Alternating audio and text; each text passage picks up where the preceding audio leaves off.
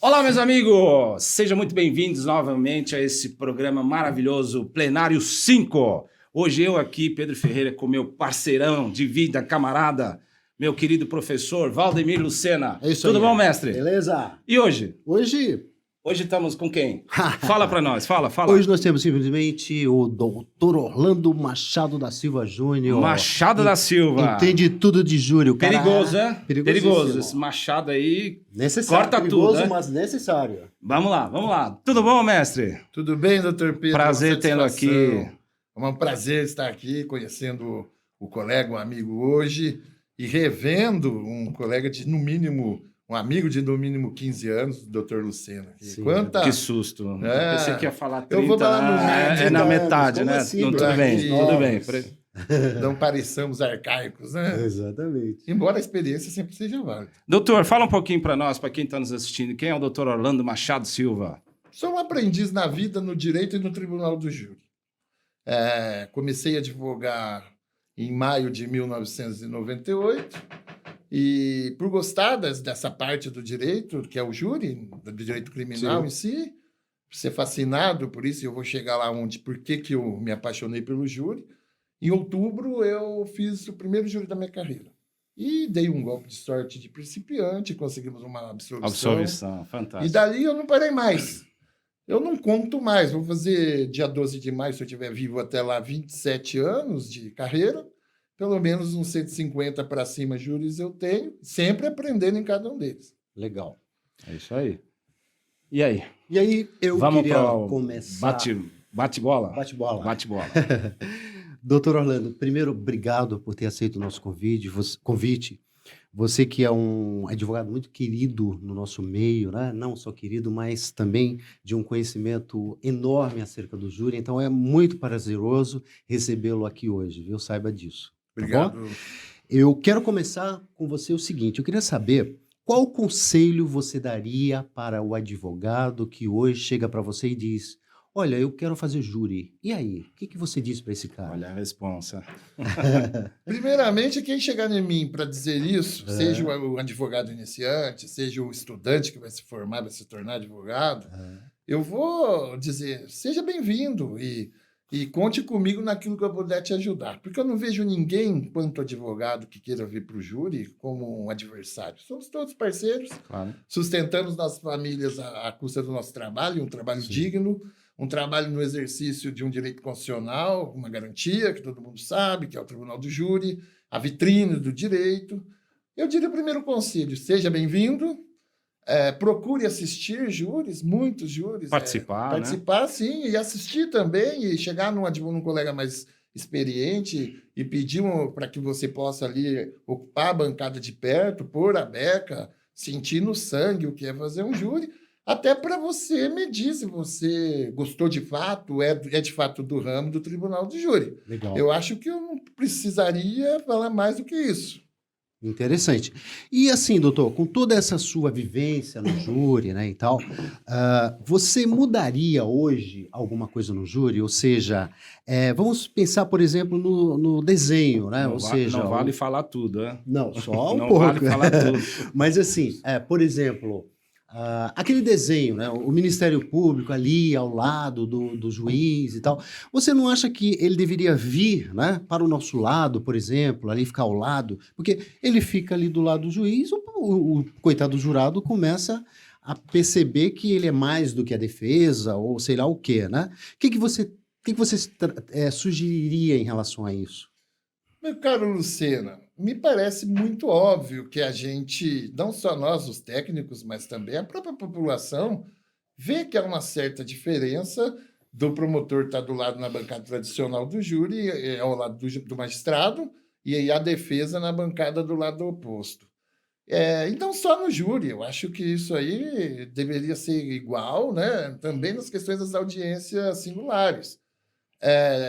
Poderia sim, por lei, ou por uma questão até constitucional, numa emenda ou numa próxima Constituição, porque se o júri é uma garantia, por que não uma Constituição tratar diretamente Claro. disso, para se evitar discussões na base da lei, porque existem leis que garantem o assento do Ministério Público ao lado do magistrado. Tá. Então, assim, na minha opinião, principalmente para o jurado não muito experiente, né? Sempre há uma troca direta, incluem-se jurados direto. Ele pode ali chegar e, de fato, acredito que chegue pensando que há uma diferença. Já existe um pré-julgamento, já existe Eu acredito que a gente costuma preconceito. falar que eles saem com 1-0 no placar. Exato. Né? Exato. E digo assim, eu tenho que fazer uma ressalva aqui. Se eu não estou enganado, foi 2002 ou 2003, eu fiz um júri na comarca de Sorocaba. Era um prédio do fórum recém-inaugurado. E ali foi o único júri dos que eu já fiz que havia, de fato, um juiz de frente, um MP e uma defesa, um ao lado do outro. Tipo sistema americano. Sistema americano. Não sei se ainda está dessa forma, porque eu não voltei mais para fazer júri lá. Foi só esse na minha carreira nessa comarca. Mas foi uma inovação, né, que eu não vi mais em lugar nenhum. E não sei se houve alguma manifestação contrária do MP para que isso fosse eu acho que ainda mantém. Nós tivemos um caso aqui também que nos falou que também na região de Sorocaba ainda estava nesse jeito. Tá. Então, isso é interessante. E assim, discussões como essa que eu coloquei aqui, é comum, né, você, de repente, na sua fala, quando você vai fazer o júri, né, você se insurgir contra isso, né, pedindo, por exemplo, para tirar o crucifixo, ou então convidando o promotor para que sente-se ao seu lado, ou você acha que isso acaba meio que, quiçá, prejudicando, aí por conta disso você, não, eu vou pisar em ovos acerca desse tema, eu vou privilegiar mais o lance da minha defesa. Como que você se sai em relação a isso? Porque é difícil, né? Ao mesmo tempo que você vê uma problemática ali que a gente tenta mudar, você tem que também ter cuidado para não queimar o seu cliente em relação aos jurados, né? Como que você se sai acerca disso? Você silencia essas questões em detrimento à sua defesa ou você meio que tenta administrar isso para o bem de todos? Meu caro doutor Lucena, particularmente isso nunca foi muito objeto para que eu me insurgisse. Primeira questão do crucifixo, né? Tá. Ali é um Estado laico, nós estamos no Estado laico, esse crucifixo não está só no Tribunal do Júri, está em N outras repartições públicas, não só do Judiciário, do Legislativo, do Executivo, e não acho que seria o caso daquela sessão eu trazer essa questão. Eu tenho minha crença, né? Não sou religioso, mas acredito em Deus, e respeito ali de todo tipo de jurado, do católico ao evangélico, ao espírita, ao umbandista, ao ateu, né? Porque eu acho que a gente que está no júri tem que respeitar, porque você tem 7 pessoas ali que vão decidir o destino do seu cliente. Claro. E, obviamente, que é miscigenado, né? São pessoas, é bem heterogêneo. Então, você tem que saber que existe ali, não é nem o juiz que colocou ali, está ali por uma questão muito anterior a qualquer um de nós. Então, eu nunca me surgi quanto a isso. Quanto à posição do Ministério Público, eu deixo, às vezes, quando tenho que reclamar, num outro sentido, não normalmente exclusivamente na posição física, né? Toca-se nesse assunto, mas, por exemplo, uma coisa que me deixa muito intrigado num debate com o Ministério Público, quando eles dizem assim que eles são os fiscais da lei no júri. Peraí, ele é fiscal da lei, com todo respeito aos bons membros do Ministério Público, ele é fiscal da lei numa ação de alimentos, onde ele fala... Perfeito. Não é isso? Perfeito. O senhor é do cível? Perfeito. Né? Ali ele é custos legis. Agora, falar para mim, enquanto titular da ação penal, que se entra num plenário convicto, que vai pedir uma condenação, ele não vem falar que ele está fiscalizando lei alguma, ele está ali defendendo uma tese e que ele tem interesse no sucesso dessa tese. Sendo partidário, né? Então, aí você já começa. Uma outra coisa que me deixa muito aguçado também é quando eles vêm com aquela conversa de que o réu pode contratar o advogado e que, dando aquela falsa impressão, na maioria dos júris, a gente sabe que a gente é do dia a dia, sabe que não é que você está cobrando uma fortuna de dinheiro. Né? Agora, eu respondo a muitos, eu digo assim, o senhor está de graça aí, excelência? O senhor está fazendo gratuitamente? O senhor recebe para fazer o que faz, o que um professor do ensino público recebe, lá, um professor primário, para alfabetizar alguém? Ou o senhor também está aí porque, nada obstante a grandeza do seu cargo, o senhor é muito bem remunerado? E o senhor não sabe, às vezes, que para fazer aquele júri, para receber uma parcela da mãe que é lavadeira de R$300 por mês. Exatamente. Então, assim, me parece que a plenária, quando você está defendendo o seu cliente, não é um momento para você meio que pedir mudanças, né? Então, que momento seria esse para a gente pedir mudanças no Tribunal do Júri? Seria, quiçá, com a OAB, com o tribunal? Porque, assim, eu penso que eu uso muito, né, a plenária, né, para discutir essas questões. Me parece que você prefere mais se ater ao caso, né? E deixar essas questões dos crucifixos e tal para um outro momento. Onde você acha que você poderia estar discutindo isso? Na OAB, no tribunal, no Ministério Público e não ali? É isso? Bom, eu acho que isso tem que ser feito, é uma bandeira que tem que ser levada pela nossa entidade de classe, né? Tá. Isso dentro do formada a maioria nesse sentido por nós advogados, ou talvez por nós advogados do júri, nesse caso Sim. especificamente, a OAB tem que segurar essa bandeira e ir à frente, né? Tá. Eu acho que, até porque formos de um em um nesse tipo de situação, a gente não vai conseguir, porque tem uma lei federal que obriga o MP, garante ao MP o estar do lado do magistrado, né? Não só no júri, em todo o processo. Então, assim, ou a OAB, enquanto entidade, pede para que no dia a dia a coisa conserte, não só no júri, ou se mobiliza, ou pedir, mas se mobilizar enquanto entidade, né? Mas no seu sentir, a OAB tem pedido, tem se mobilizado, não só em relação a essa gestão, né? Mas eu acho que a gente tem que discutir muito a nossa classe, porque é um reflexo direto a cada um de nós. Você acha que hoje, com essa gestão que nós temos com o presidente atual, está se discutindo isso? Na gestão anterior se discutiu? Ou você percebe uma falta de discussão acerca desse ponto, né? Mas não só desse, de outros pontos que a gente sabe que são importantíssimos no júri? A gente está aqui falando do júri, claro. De outras matérias também, mas eu quero saber do júri. Você acha que essa gestão, por exemplo, está atuando acerca disso? Meu caro Lucena, eu não tenho visto, não falando só dessa gestão, mas como de gestões passadas, eu digo uma coisa, com 27 anos, eu fui presidente de subseção lá de Paraguaçu Paulista. Talvez eu tenha sido o mais novo presidente de subseção do Brasil, porque você precisa ter 5 anos de ordem para poder ser político na ordem. Sim. E casou de eu estar completando meus 5 anos com 27 anos e ter eleição, e eu ganhei eleição. E fui presidente de uma subseção. À época era a gestão do Durso, doutor Durso, do juiz Flávio Durso. Digo que trabalhei muito e eles foram, em questões de prerrogativa, eles foram irretocáveis, né? De lá para cá, eu me afastei um pouco da questão política dentro da ordem, né? Sou apenas mais um soldado no fronte, tal qual vocês, e vocês até têm mais ligação com a ordem hoje do que eu. Mas eu digo, vem sendo deficitária no aspecto de prerrogativas, no modo geral, já foi melhor, né? Eu digo, e não estou. A crítica é construtiva, Sim, não claro. não estou dizendo que tem alguém mal intencionado lá, de forma alguma.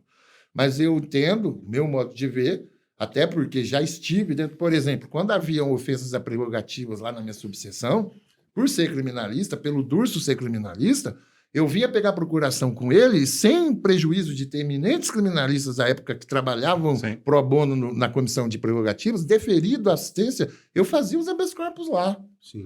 Certo? Para trancar ações penais, trancamos 3 no TJ, 2 no STJ. Perseguições, algumas decorrentes de júri, inclusive. Uhum. Então, eu digo, eu acho que prerrogativa tem que ser menina dos olhos de qualquer entidade. Normalmente é da OAB, porque a gente trabalha, vive, alimenta a nossa família, viaja, estuda filho, por quê? A base da advocacia. Né? Perfeito. Então, mas aí, veja só, os promotores e o juiz, né, eles têm uma escolinha após um preparatório, né, um curso, não sei o quê, depois que eles passam no concurso, né? A gente não, a gente vem da faculdade direto e tal, e começa a advogar, né?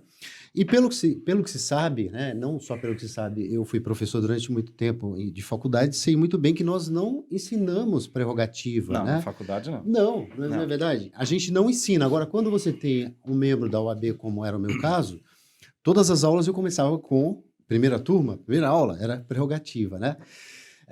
Agora teve uma mudança, né? Até na prova da por OAB. causa da escola Na também, prova da OAB né? tem uma ou duas questões de prerrogativas, coisa que era só de ética, né? Era só ética, Era só é verdade. ética.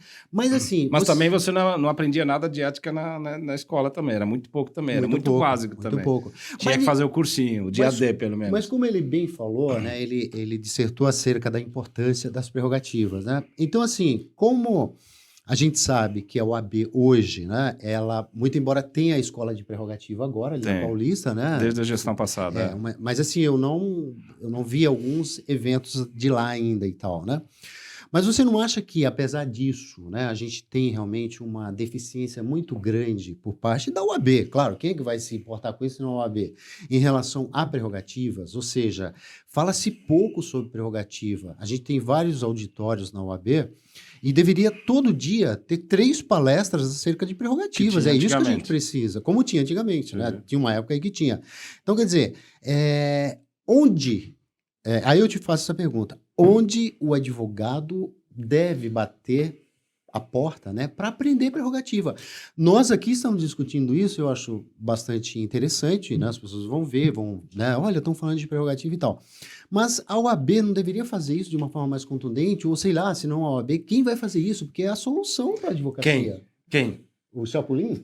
Raimundo Donato. Eu entendi o que você entendeu? falou. Eu pergunto isso para você porque a gente sabe o quanto, né, você é um advogado envolvido com essas questões, né, acerca de termos advogados competentes, né, e preparados. Porque não adianta só o advogado ser competente, porque você tem que ser competente, mas saber que se você se indispõe com o promotor lá aqui na Barra Funda, você tem que saber que tem que ter uma OAB preparada para vir no seu socorro. E a gente não está pedindo um favor, né? O presidente que foi para lá, a gente elegeu, a gente paga uma anuidade bem cara, é a mais cara de todas as associações de profissionais e tal, né?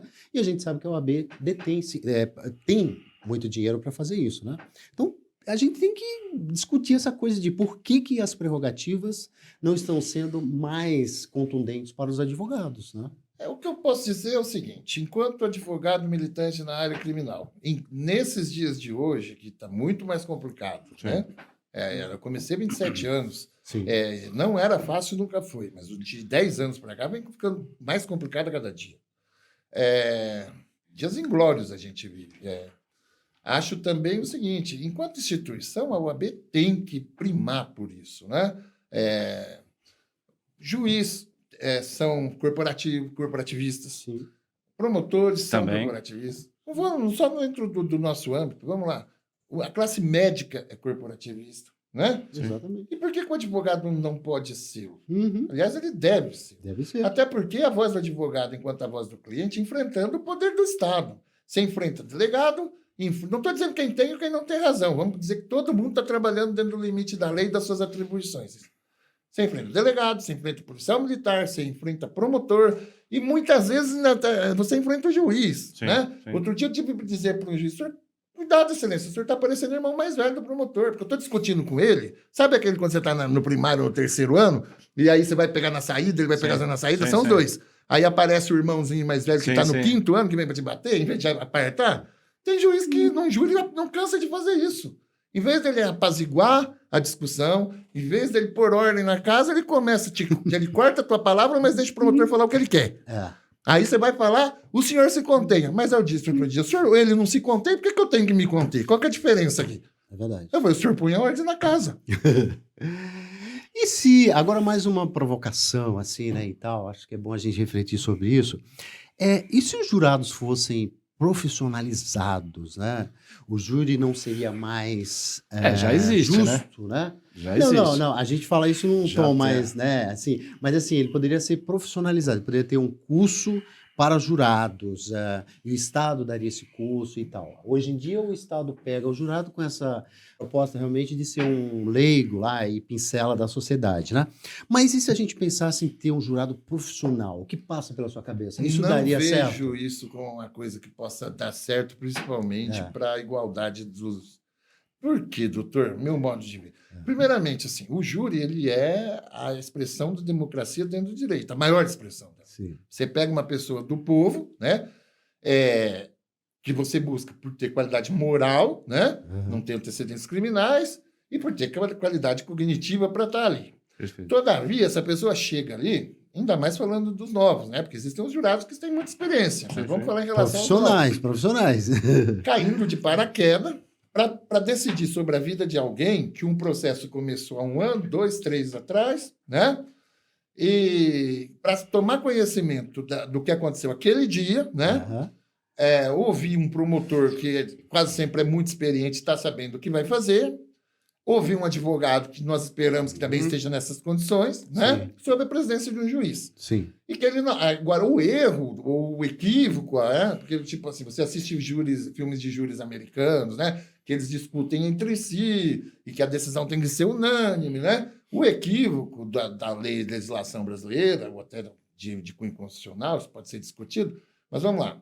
É você querer que o leigo, nessas condições, bem intencionado, com qualidades morais e intelectuais, que ele não se comunique. Você está entendendo? A incomunicabilidade do jurado. Sim, sim. Eu já tive júris que teve que todo mundo para hotel, jurado, testemunha que ainda não foi ouvida, né? O promotor, o advogado, o juiz vão por casa, dorme, bem dormido, no outro dia volta. Né? Então você coloca esse jurado, impõe a ele uma série de condições, né? E que ele muitas vezes não sabe o que está fazendo, principalmente os que vão aprender ainda com o tempo, mas os mais novos, né? Sim. E ele está mais sujeito a erro, obviamente, Claro. né? Exatamente. Talvez, se pudesse o jurado se comunicar com o jurado do lado, né? O jurado que já tem ali 10 anos participando do tribunal de júri, trocar assunto, trocar uma ideia a respeito do tema com o jurado que começou hoje. Eu concordo. acho que essa questão da concordo. comunicabilidade a pior trincheira a ser vencida.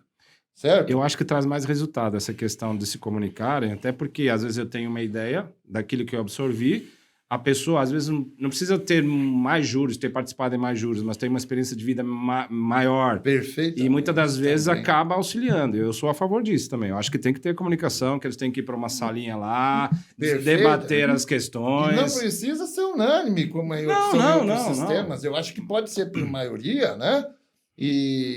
Mas que haja essa...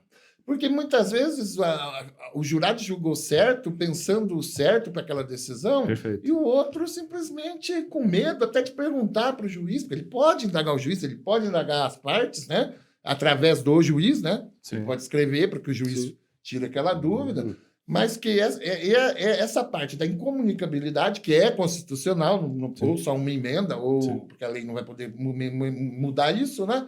Eu acho que essa parte precisava ser revista, né? Legal. Na verdade, se pedir uma emenda, eles vão querer acabar com o júri, né? Já falaram. já Eu acho falaram. que tinha que aumentar o júri. Eu acho que a gente tinha que ser Claro. mais próximo do sistema americano, você julgar mais crimes. Não Lógico que é. Lógico Eu que é. acredito. O poder da conexos. oratória. A oratória É tem que ser verdade. muito mais trabalhada. Exatamente isso. Sim. E vem cá, doutor, júri sozinho ou não? Jamais vai fazer júri sozinho, tem que chamar uns colegas e tal, porque os colegas Tem que serão chamar os mais... truta. Os trutas. Na pior das hipóteses, vai para cima do promotor. O que você pensa disso? Você... Eu acho É. que nenhuma vez, se uma ou duas vezes, eu fiz júri sozinho, em mais de 150. Por quê? Já fez 150 júri? Mais. Quando chegou no Quem faz 150 150 júri já tá o quê, Pedro? Mega rico, é isso? Sim, já está na faixa do Bill Gates, já está na faixa ali do... Me permita agora fazer peraí. uso das palavras do Valdir Troncoso Pérez, que os homens menos ambiciosos no direito criminal são dentro do direito são os criminalistas e dentro do criminalista o advogado do júri. Pode fazer uma devassa fiscal que não vão achar nada porque eu só sobrevivo. Graças a Deus com dignidade, como bem, passeio bem, viajo bem, mas só não passa disso. E não tenho nenhum problema em dizer isso, sabe? Porque a tribuna do júri, ela, de fato, pode sim, para um ou dois ou três ou meia dúzia, ser uma mina de dinheiro. Mas para a maioria de nós, é só fazer muito mais por amor do que por qualquer outra coisa. Exatamente. E que nos ouçam os nossos clientes, que acham que a gente é rico, né? Que não querem pagar o honorário. Você né, é rico, Luciano? vai ser rico. Sou rico de saúde, rico de Ah. amizade, rico de trabalho, rico de família. Vamos que vamos. Uma coisa também, doutor, que eu sempre penso assim no júri, né? O porquê, né, do preso usar a roupa de preso no julgamento, né? A gente pede, a gente peticiona, né? A gente solicita ao juiz para que o preso não vá vestido com aquela roupa e tal. E via de regra o juiz indefere, né? Isso é o quê? Por que esse sentimento do juiz, né, que luta tanto muitas vezes para que o cara venha com aquela roupa amarela, né? Isso é o quê? Isso é uma... Como você vê isso? Por que essa resistência do judiciário?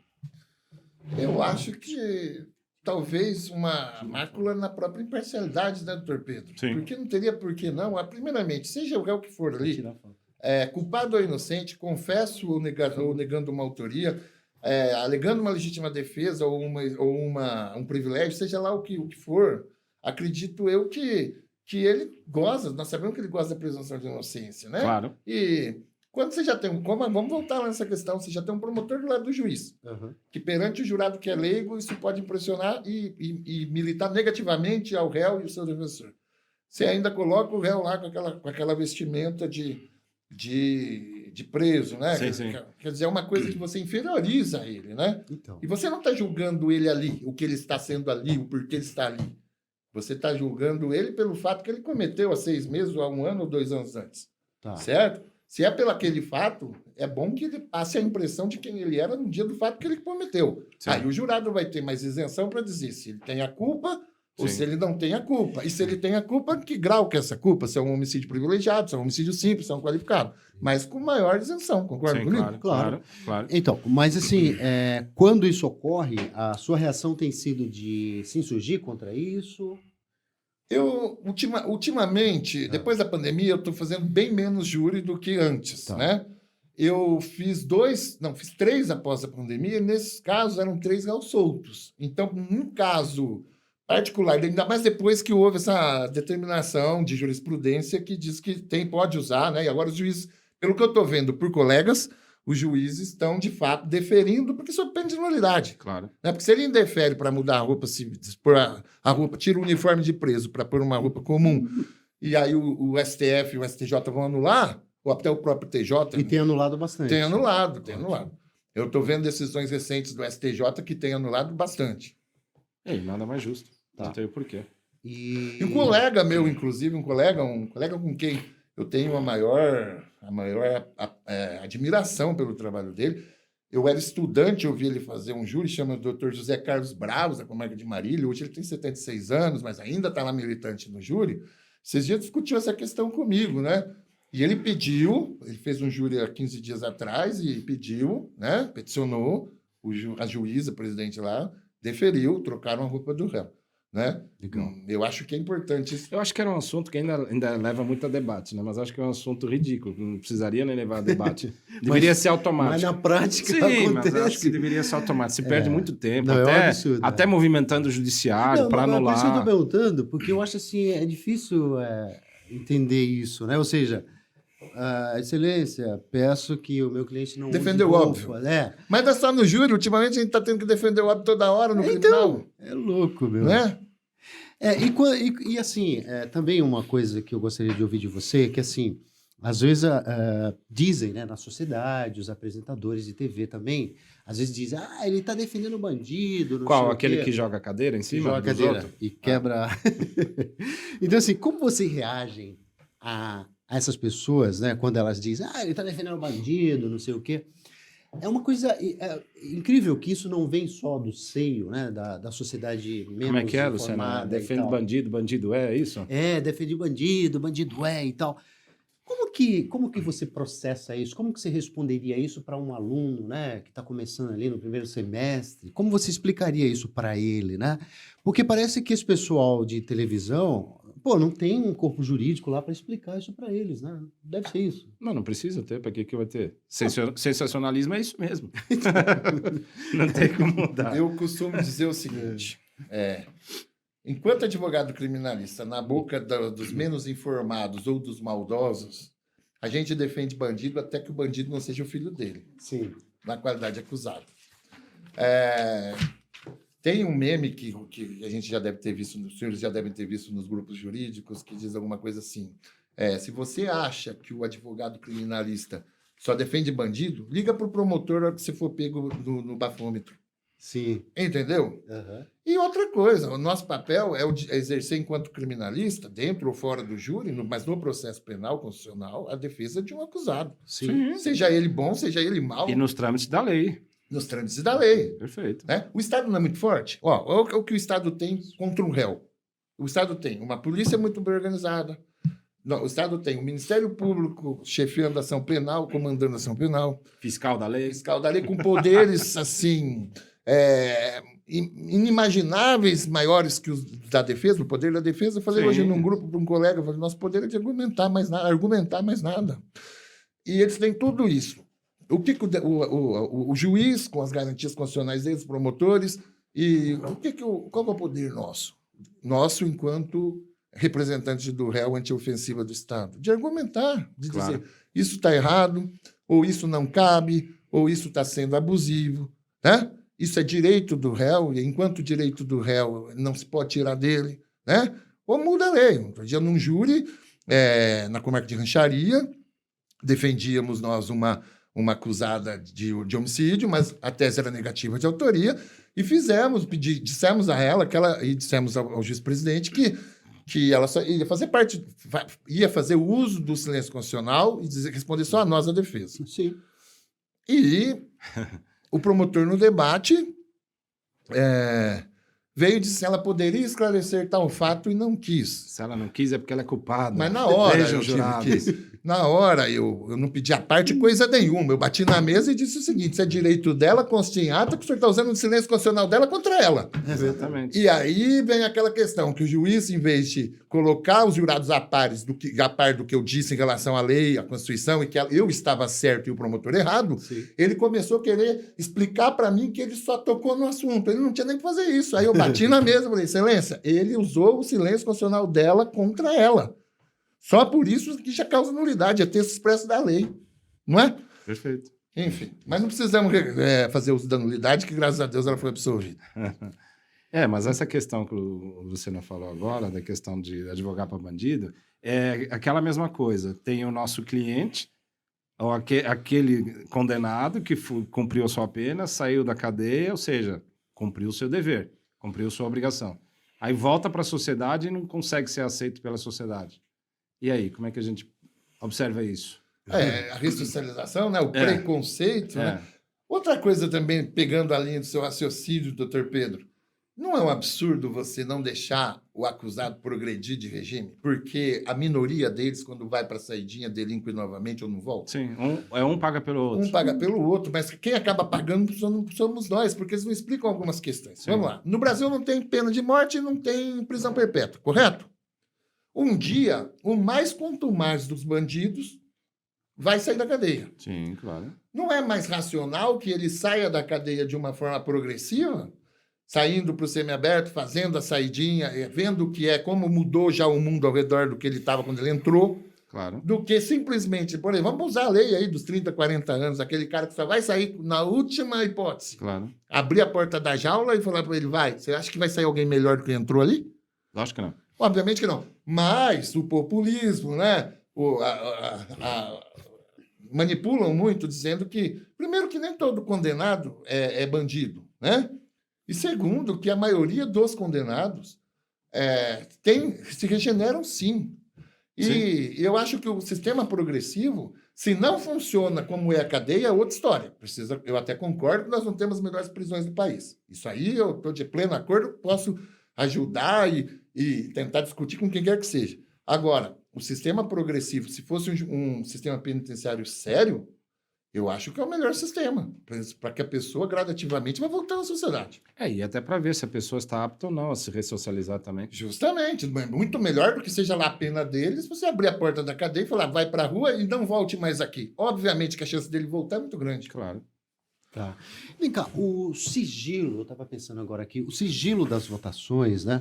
O jurado não deveria mostrar a sua cara, ou seja, porque o que passa pela sua cabeça que justifique, né, essa coisa do jurado não dizer eu votei e tal. Aí tem gente que diz, mas para a segurança do jurado, não sei o quê.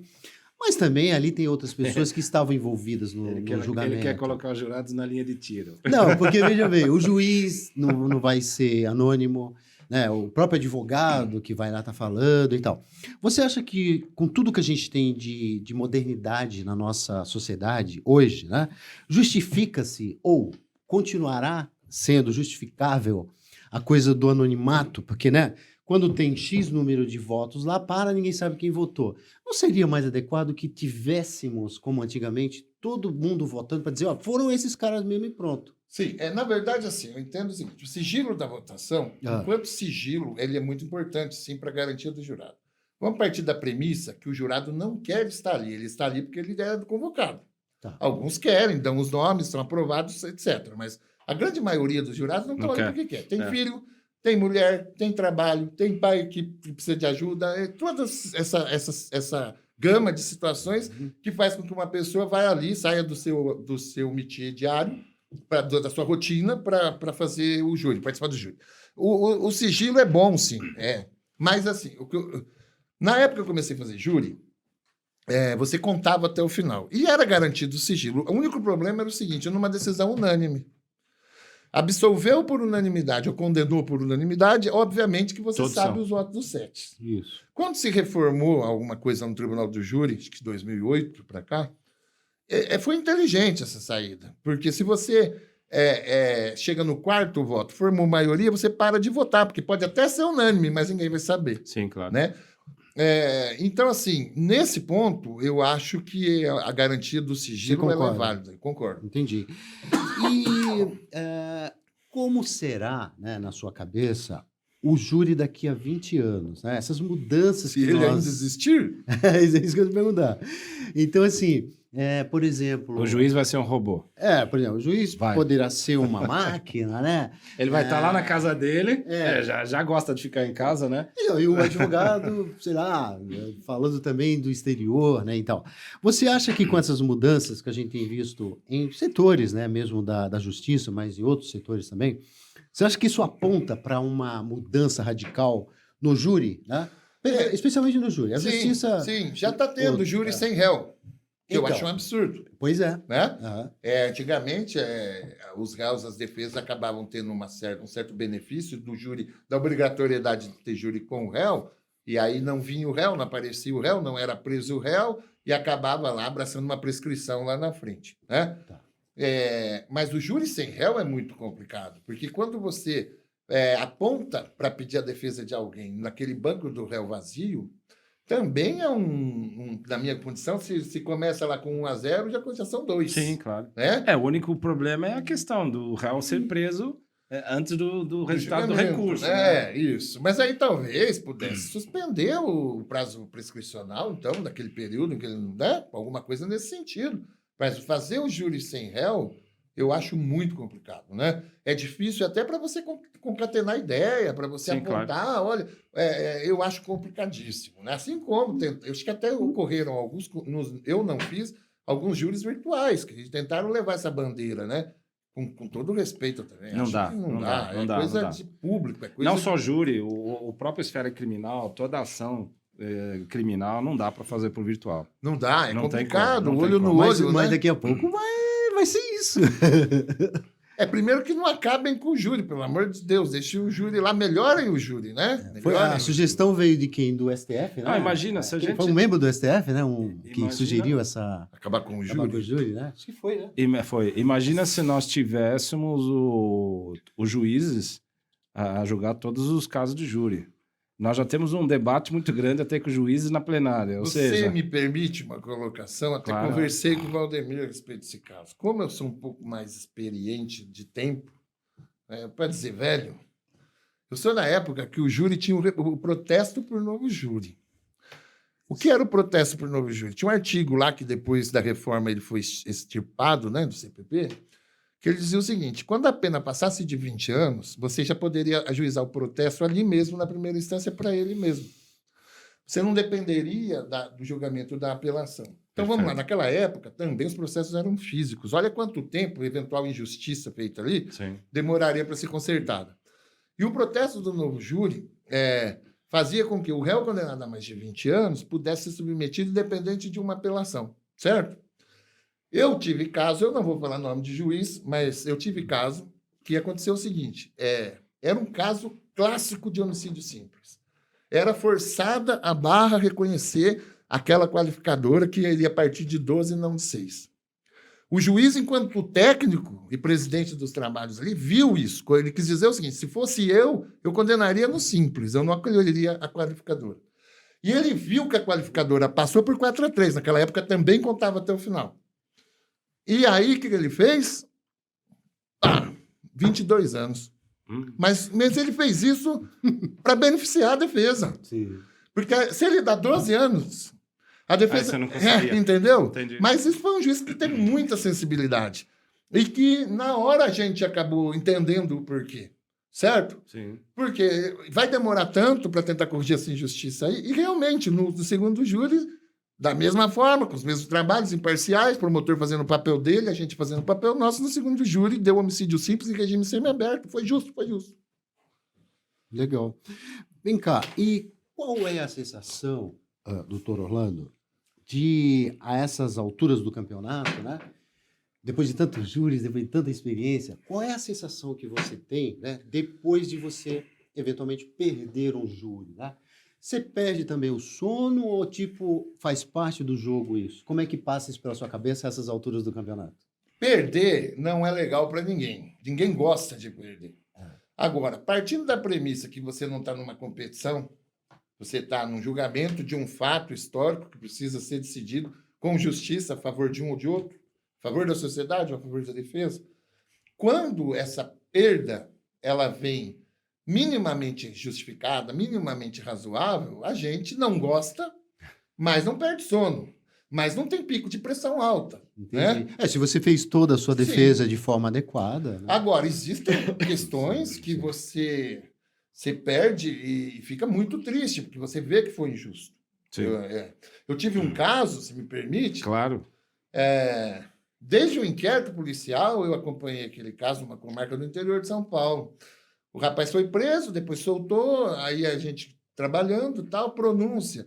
Era uma acusação, homicídio qualificado, meio que por motivação torpe, meio que impossibilidade à defesa da vítima. Entendi. Mas foi um soco só, um único soco.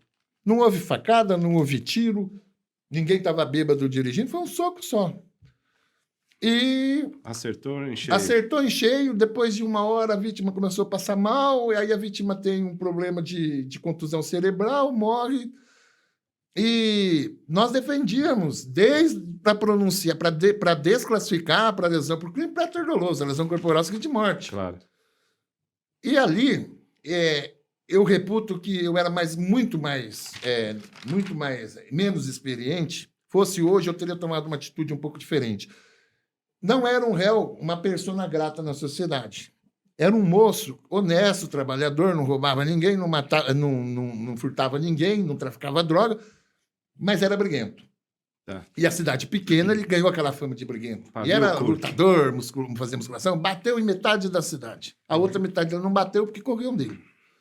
Era o Paulão. Era o Paulão isso. Da cidade, isso. E talvez, se fosse hoje que eu pegasse esse caso numa fase embrionária da persecução, eu pedisse o desaforamento. E eu não me toquei. Então, nós tivemos uma pronúncia, tivemos um plenário e uma condenação por homicídio duplamente qualificado no caso de um único soco. Recorremos. Tribunal de Justiça manteve. Fomos com um especial não admitido, com agravo, todo aquele trâmite, até que transitou, mandaram prender ele. Porque ele foi preso no começo, depois passou a responder em liberdade. Fiz a revisão criminal. E fui ouvido na revisão criminal. Leram o processo. Desembargador Hermann Ranchard foi o relator que pediu vista e depois ficou vencedor. Ele foi o relator pro acórdão. O relator originário não foi ele. Pediu vista e entendeu que aquilo era preter-doloso, que não era um crime de homicídio, não tinha intenção. Esse caso eu discuti muito com um autor muito querido e muito bom, que os colegas com certeza o conhecem, que é o Leonardo de Bem. Uhum. Esse caso está, inclusive, mencionado a análise do acórdão que deu provimento a essa revisão para tirar os 14 anos do homicídio qualificado para 5 anos e 9 meses do préter-doloso, fazendo justiça. E está lá no livro dele, inclusive, que muito me honra, né? Mas, veja bem, comecei no inquérito, perdi o júri, perdi a apelação, juiz poderia ter tirado essa qualificadora. Não poderia ter, eu poderia ter desclassificado, mas aí eles não tomam esse cuidado, porque aí você leva para um excesso de uma acusação, dá no que deu, e a revisão consertou, né? E eu reconheço que em revisão foi muito sensível o desembargador Hermann ao acolher a nossa tese, a pedir a vista, dar o voto divergente e depois os outros integrantes do grupo acompanharam. Então, mas pegando esse gancho, uma pergunta que eu quero fazer na questão que você sempre fala, na questão da humanidade, né? Uhum. Aí faltou sensibilidade do juiz. Será que por conta disso que hoje nós aqui, vamos falar aqui, hoje aqui no maior tribunal criminal da América Latina, que é o nosso aqui, será que por conta disso nós não temos várias reclamações, até no STJ, várias decisões reformadas, advindas do Fórum Criminal de São Paulo, por conta disso? Por faltar essa sensibilidade, essa inteligência, não sei se é inteligência emocional, se é inteligência técnica do juiz para fazer o certo? Eu acredito que sim. Aliás, eu não tenho a menor dúvida disso. E não é só inteligência emocional. A pessoa tem o direito de entender da forma que queira, Claro. desde que esteja ele amparado. Eu costumo dizer o seguinte, e é uma crítica que faço eu de uma maneira respeitosa. Por exemplo, depois da Lava Jato, os juízes punitivistas saíram do armário. Mas saíram do armário com muita força. Sim. E ser punitivista não quer dizer ser mal. Ser punitivista não quer dizer, muitas vezes, agindo contra a lei. Perfeito. Ele tem uma visão mais para a sociedade, dentro daquele equilíbrio que ele precisa ter para decidir. O problema é que nem sempre o juiz que parte para o punitivismo, ele deixa o humanismo de lado. A pena é essa, eu não tenho. Tem juiz que diz assim, quem é que disse que eu tenho que dar pena mínima? Eu já trabalhei com juiz assim. Sim. Né? Mas a gente tem que colocar uma situação muito importante aqui, que nós não estamos não estamos colocando uma sentença condenatória de, por exemplo, uma obrigação de pagar, uma obrigação de fazer. Nós estamos colocando uma pessoa, aumentando, majorando uma pena, por exemplo, por falta dessa observação, colocando a pessoa enjaulada. O direito de ir e vir. Meu prezado doutor Pedro, eu vou fazer uma experiência que eu tive a semana passada numa sessão oral, numa Câmara do TJ, num grupo do TJ, numa revisão também. Eu sei que estamos falando de júri, mas me permita. A questão do 217 e o 215A. Uhum. Aquela conduta mais grave, que é estupro, né? Sim. Para aquela conduta menos grave, que veio o tipo do 215A. Quando é contra vulnerável, né? E a pessoa pratica uma conduta que contra o maior, o não vulnerável, vai cair no 215, eles jogam no 217. Uhum. O problema é que eu disse era revisão no grupo. Eu disse, excelência, com todo respeito, respeitando o que se prevalece na jurisprudência hoje, o legislador não impediu. É diferente no ANPP, claro, onde o legislador diz assim, cabe a ANPP para esse crime, mas para Maria da Penha não cabe. O legislador não quis que coubesse. Agora, o legislador não diz que não caberia para o vulnerável. A jurisprudência punitivista vem e diz que não cabe.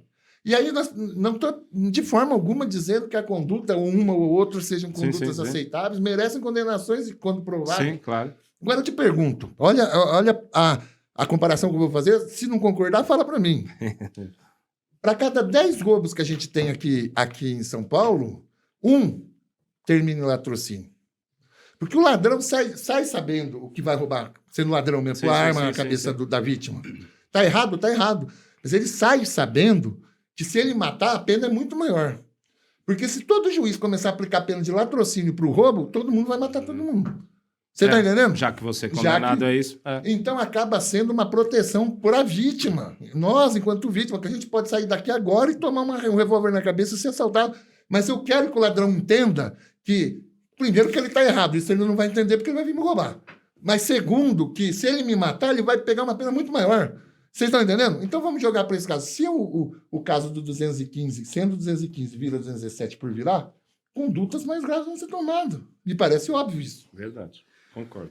Voltando um pouco à coisa dos jurados, eu queria te perguntar o seguinte: você acredita que eles julgam mais a pessoa do réu ou a situação econômica do réu? Ou seja, o que eu estou querendo perguntar é o seguinte: quando os jurados são lá postos para julgar, eles julgam a pessoa mesmo do réu, será que ele matou, será que ele não matou e tal, ou ele julga a situação econômica do cara? Ou seja, nós temos um júri, já que é parte da sociedade. Aliás, que júri é que nós temos? O que passa pela sua cabeça? Será que esse jurado hoje, né, ele representa mesmo aquilo que o legislador chamou de jurado? Ou é por conta da dificuldade do Estado, né, de ter jurados adequados, né, pega qualquer um tipo de jurado? Eu Ou pra acho você que tá tem que ser certo? democrático mesmo. Ah. Acho que tem que pegar do neurocirurgião ao padeiro, Tá. à lavadeira, ao gari. Mas está fazendo isso? Não, via de regra Então, não. Via de então. regra não. Via de regra, se você vê, isso sempre foi assim, né? É o bancário, é o professor, é o comerciante, né? Às vezes, já aqui em São Paulo, tem advogados participando do júri, né? Não é tão comum isso no interior. Quase nunca são admitidos. Também, né? Mas, assim, usando esse veículo de vocês, as pessoas podem se apresentar nas varas respectivas do júri e dar os seus nomes para participar. Qual que é o requisito? Ser maior de idade, né? Tá. E- Não pode ir diretamente lá e dizer, eu quero ser Sim, jurado. eu quero ser jurado. Eu não tenho ficha criminal e tenho a idade certa para ser jurado. E ele provavelmente vai integrar, sim, a lista. Porque isso fascina não só o estudante, fascina as pessoas. As pessoas lotam os tribunais do júri quando, né? Não, eu acho que essa sistemática e tudo, ela é boa, ela tem que ser aprendida. É o que a gente sempre fala na escola de berço, sem ir para as faculdades de Direito. Mas acho que deve-se ter uma noção cívica, uma noção do que é ser sociedade, Sim. a participação de cada um na sociedade. Isso é E interessante. também o benefício que o jurado tem, né? O desempate do concurso público. Se você participou de um. Ah, tá. É Você verdade. tem um desempate, em condições de igualdade com o outro que não foi jurado. Acho Claro. que isso eu não perguntei. Você acha, se você pudesse escolher, você escolheria o jurado ou o juiz para te julgar? Ou para julgar o seu cliente? Olha, a depender do caso, o jurado. A depender do Por caso, exemplo. o juiz. Por exemplo, um caso de feminicídio. Obviamente que talvez as mulheres vão extrapolar o limite daquela condenação para condenar alguém. Tá. Ou não vão ver algum direito que é inerente ao E réu. hoje nós temos a representatividade bem alta Bem nos alta, jurados. né? Não sou E não é uma contra- crítica, pelo contrário. Pelo contrário. Que eu venham acho mais mulheres, que porque... venham mais Isso. mulheres e que venham mulheres que entendam que certas coisas... Por exemplo, eu não sou contra, de forma alguma, o crime de feminicídio. O que, às vezes, eu não concordo é uma vida numa circunstância valer mais que outra. Sim. Quando o homicídio tem pena menor. Então, e olha que é até um contrassenso eu dizer isso, mas para que haja uma paridade, suba-se então a pena do homicídio, Sim. deixa igual ao do É feminicídio. igual ao do feminicídio. Concorda comigo? Sim, sim, sim. Tipo, porque se eu disser para baixar o feminicídio, maus entendedores dirão que a gente é contra as mulheres, Machista. de forma alguma. É. Então, digamos assim, vamos subir e deixar Aí igual. vão falar que é retrocesso. Deixar igual, É. porque vidas são vidas, né? Sim, claro. Legal. Bom, você já disse que você não tem religião, não é isso? Legal, mas que nem por isso você não é uma Não, pessoa... falou que não era religioso. Religioso. Acredita em Deus. Não, É isso aí. Legal. Pelo menos acredita numa força maior como eu. Acho que é É meio isso por aí. aí. Aí eu queria te fazer mais uma provocação assim, que seria Ele o gosta, seguinte, ele adora provocar. Mas Se o doutor já tivesse- conhece ele há 15 anos. Aí pra Já lá, eu conhece. um pouco, não Aí, inflacionei. aí eu Não. queria te perguntar o seguinte, ó. Se tivesse, né, mesmo inferno, Eita, lasqueira. Aí vem. se tiver inferno Você mesmo... acredita em inferno? Eu? É isso. Não. É aquele homenzinho que te abre as portas quente, aquele bafo, é isso? Então assim, se tiver inferno mesmo, né, Chifrudo? quem vai para o inferno? O Advogado. promotor... Não. Falam que advogado todos vão. Não. O promotor por pedir a condenação de um réu inocente, já que a gente vive dizendo que o promotor está errado, ou o advogado por pedir a absolvição de um réu culpado, às vezes? Sim. Quem vai para o inferno? O promotor por ter feito isso ou a gente por Pode ir a até os absolvição? dois, mas o promotor chega primeiro. Chegar primeiro. E te Legal. digo por quê. Por quê? Porque ele tem um aparato que dá para ele saber que o cara é inocente muito maior do que do Em dúvida para o réu também. Em Não dúvida tem pro réu. dúvida para a sociedade. Claro. Aliás, tem dúvida para a Tem, é um sociedade. negócio muito discutível, é um negócio meio Então, que. O que você acha isso? Eu Dúvida para o réu não concordo. se discute, É. porque tem. Agora, para a sociedade não tem. Em dúbio pro réu. Mas já que- estão usando esse Em dúvida dúbio para a pro sociedade, por exemplo, numa sentença de pronúncia, o juiz vê que aquilo ali não é qualificado, meu Deus. Aí ele fala no indúbio pro sociedade naquela fase da pronúncia e joga o acusado no júri, onde, por serem juízes leigos, está mais sujeito a erro. E aí você muda a história daquela situação. Beleza. Então, o juiz que é do júri deveria tomar muito cuidado com E isso.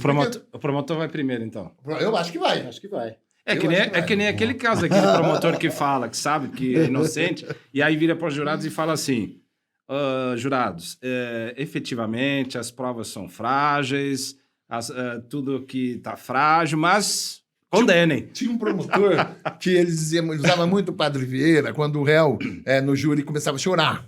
E aí ele dizia assim, para impressionar: porque mais parece que Deus fez os olhos para chorar do que para ver, né? Porque os cegos não enxergam, mas choram. Quer dizer, E um dia eu fui ler Padre Vieira também, falei para ele: o senhor não leu a parte que ele disse que até o demônio é de se fazer justiça quando ele a tiver? Pois bem. E meu cliente não é o demônio. Reconhecer seu erro? Agora, veja só. Isso é raro. Eu queria que você, então, falasse agora, né? Especialmente para o pessoal que está começando no júri, né? O jovem advogado, olhando lá para a câmera. Agora né? é o momento, hashtag fica a dica. Exatamente. Vamos lá. Qual é o limite da plenitude de defesa no júri, doutor? Qual é o limite da plenitude de defesa no júri? Para esse pessoal que está começando, o advogado que está fazendo o júri agora, que tem um júri daqui a 15 dias, qual é o limite da plenitude de defesa? Existe esse limite? Eu acho que a plenitude de defesa começa quando você, enquanto defensor, sabe o que você está fazendo e preparado para fazer aquilo. Perfeito. Pisar num plenário sem medo de promotor, pisar num plenário sem medo de juiz, pisar no plenário sem medo de PM que está ali na escolta. E a gente pode fazer tudo isso com educação. Com educação, e tal. com respeito, Isso. mas se dando ao respeito e exigindo que te respeite também. Perfeito. Certo? Eu concordo. Se você está bem preparado tecnicamente, se você conhece o processo de cabo a rabo, conhece a linha daquele testemunho que você vai falar, ou o minuto do vídeo que ele foi ouvido na primeira fase, faça isso, se dê o respeito. A questão de eloquência, cada um tem seu estilo, um fala mais alto, outro fala mais baixo, um grita, o outro não grita, um intervém, outro não intervém, mas entre se dando ao respeito. E aí a ampla defesa, a plenitude da defesa, não deixe tirar de você. E cada caso é cada caso, ou se o juiz vier... Por exemplo, a inovação na tréplica. Você já viu isso? Já fez? Eu nunca fiz. Nunca fiz porque não precisei, porque se precisar eu faço. Legal. O juiz que dissolva o conselho se achar que está errado. Sim. Porque tem autores como o Nutti, por exemplo, que diz que pode. Sim. Tem quem diga que não pode. Mas entre um e outro, eu fico com o que pode, porque ali é pleno, é plenitude. Claro. Plenitude. Não é? No júri, se o MP está tão preparado para fazer o júri, ele já chega e antecipa. O que o advogado pode fazer na tréplica é mais isso, e não fica chorando. Se fosse tirar o pirulito de mim. Não dá. É verdade. Bom, então já encaminhando aí para o final da nossa conversa, passou muito rápido. Aqui mas sempre passa, né? Passa rápido. Porque a gente tem que marcar esses podcasts de 3 horas. Então pra o valer próximo vai pena. ser 3 horas 3 horas e meia. 3 horas e meia. Que é Mas para o olha, intervalo doutor, do café. Eu já vou passar então a palavra para as suas considerações finais, né? Obrigado pela sua presença. Você que é um advogado, como eu já disse, muito querido entre os seus pares, uma pessoa em quem a gente sempre busca aprender, como a gente aprendeu hoje aqui. Então, muito obrigado aí pela sua fala, que foi muito engrandecedora para quem vier assistir aí o nosso podcast. Falando aqui, meu caro doutor Lucena, com muito mais autenticidade do que às vezes nos cumprimentos para certas autoridades, eu estou muito feliz, eu só tenho a agradecer. Obrigado. Primeiro pela qualidade do espaço, das perguntas, dos interlocutores. Segundo, porque pela visibilidade que eu sei que eu terei aqui, tendo vindo tanta gente muito importante dentro do tema antes de mim. Todos são importantes. E sabemos aqui que virão outros, né? Sim. Agradeço de coração, agradeço a presença aqui na plateia da minha mulher, da Cláudia, agradeço de um dos meus sócios a presença do doutor Joaquim, um eminente civilista. Sim. Parente do Pedro. Da minha terra. Da Portugal. minha terra. Sim, honrando a terrinha. Agradeço a oportunidade aos colegas que também me incentivaram a estar aqui, né? E o reencontro com o senhor naquela livraria aquele dia foi o que me permitiu estar aqui, porque eu não conseguia mais achá-lo, né? Foi legal. E foi muito feliz. E digo, vou deixar o meu recado. Nada acontece por acaso, né? Se eu puder deixar o meu recado para aquele que gosta do júri e tem sonho do júri, invista nisso. Deixa o seu WhatsApp, o seu e-mail. Seus contatos. orlandomachado.adv@gmail.com. Legal. Perfeito. Quem quiser segui-lo nas redes sociais, qual seria? Eu preciso fazer uma nova rede social, porque eu sou meio leigo nisso e eu perdi a senha do meu Face e o meu Instagram está atrelado. Não esqueça de nos mandar e a gente coloca no... Sim, aí eu aviso, com certeza. Agradeço. E se você é advogado, estudante, novo, advogado iniciante, eu tenho um advogado que chama Dr. Douglas Amoir, que começou a fazer júri comigo. Ele é um gigante, sabe? Não só no tamanho, mas também é um excelente, entre outros, sabe? Legal. As mulheres do júri, né? a doutora Cristina, a doutora Isabela Jamar, que são pessoas que a gente também aprende muito com a atuação delas. Agradeço vocês de coração e sempre que eu puder, e se eu for aprovado aqui, podem me chamar, que eu virei com o maior prazer. E eu já me autoconvido em nosso nome, sempre que tiver um júri, quiser ter esses 2 aprendizes junto, estaremos juntos no júri. Então vamos aprender em 3. Estaremos juntos no júri, tá? Obrigado, doutor Pedro. Para mim, só agradecimentos. Foi um prazer inenarrável conhecê-lo, imensurável. Uma honra ouvir cada dia mais essas histórias brilhantes que só a experiência nos traz.